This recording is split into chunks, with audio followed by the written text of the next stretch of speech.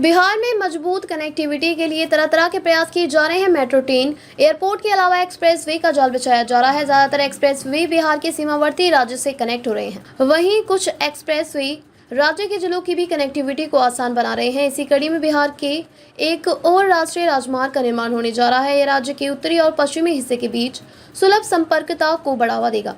यह प्रस्तावित राष्ट्रीय राजमार्ग बगहा से भोजपुर तक बनेगा और इसका नाम नारायणी गंगा कॉरिडोर रखा गया है।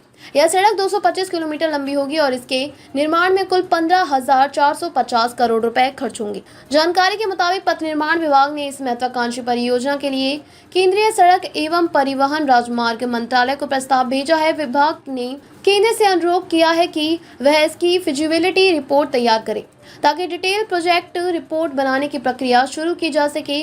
वहीं सड़क को एक ग्रीनफील्ड हाई स्पीड कॉरिडोर के रूप में विकसित किया जाएगा, जिससे राज्य के विभिन्न हिस्सों के बीच यात्रा करना और भी आसान हो जाएगा। बगहा से लेकर भोजपुर जिले के पातर तक प्रस्तावित यह कॉरिडोर सीधे 6 जिलों को लाभ पहुंचाएगा।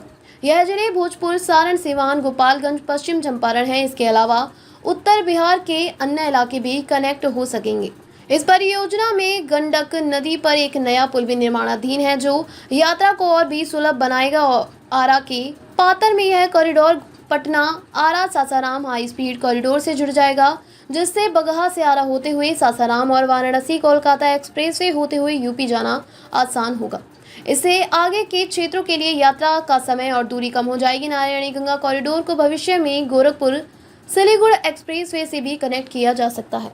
अगर ऐसा होता है तो लोगों के लिए गोरखपुर से सिलीगुड़ी तक का सफर आसान हो जाएगा। हालांकि सरकार ने इस पर अब तक कोई फैसला नहीं लिया है। इस परियोजना की लागत को लेकर जानकारी दी गई है कि कुल 15,450 करोड़ रुपए खर्च होंगे, जिसमें से 3,950 करोड़ रुपए जमीन अधिग्रहण पर और 11,500 करोड़ रुपए इसके निर्माण पर खर्च होंगे। इस कॉरिडोर से न केवल यात्रा की सुविधा होगी, बल्कि इसके आसपास के क्षेत्रों में आर्थिक विकास के नए अवसर भी पैदा होंगे, जिनसे इन जिलों में रोजगार के अवसर बढ़ेंगे। इस सड़क के बन जाने से बिहार के विभिन्न हिस्सों में न केवल बेहतर सड़क संपर्कता मिलेगी, बल्कि राज्य के विकास दर में भी वृद्धि हो सकती है, जिससे बिहार को राष्ट्रीय स्तर पर एक मजबूत परिवहन नेटवर्क का लाभ मिल सकेगा। बेहतर सड़क नेटवर्क से पश्चिम चंपारण के वाल्मीकि नगर जैसे पर्यटन स्थलों तक पहुंच आसान होगी, जिससे पर्यटन को बढ़ावा मिलेगा। बता दें कि बिहार के सीमावर्ती राज्यों में एक्सप्रेसवे का जबरदस्त नेटवर्क बन रहा है। इसमें Ganga expressway, Gorakhpur link expressway, Gorakhpur Shamli expressway और गोरखपुर सिलीगुड़ी एक्सप्रेसवे प्रमुख है। इनमें से कुछ एक्सप्रेसवे बिहार राज्य में भी एंट्री कर रहे हैं। इसमें प्रमुख गोरखपुर सिलीगुड़ी एक्सप्रेसवे हैं। गोरखपुर सिलीगुड़ी एक्सप्रेसवे एक प्रस्तावित 4 lane greenfield high speed expressway है, जो उत्तर प्रदेश के गोरखपुर को पश्चिम बंगाल के सिलीगुड़ी से जोड़ेगा। यह भारतमाला परियोजना का हिस्सा है और उत्तर प्रदेश, बिहार और पश्चिम बंगाल से होकर गुजरेगा। इसकी लंबाई लगभग 550 किलोमीटर है और अनुमानित लागत 32,000 करोड़ रुपए है।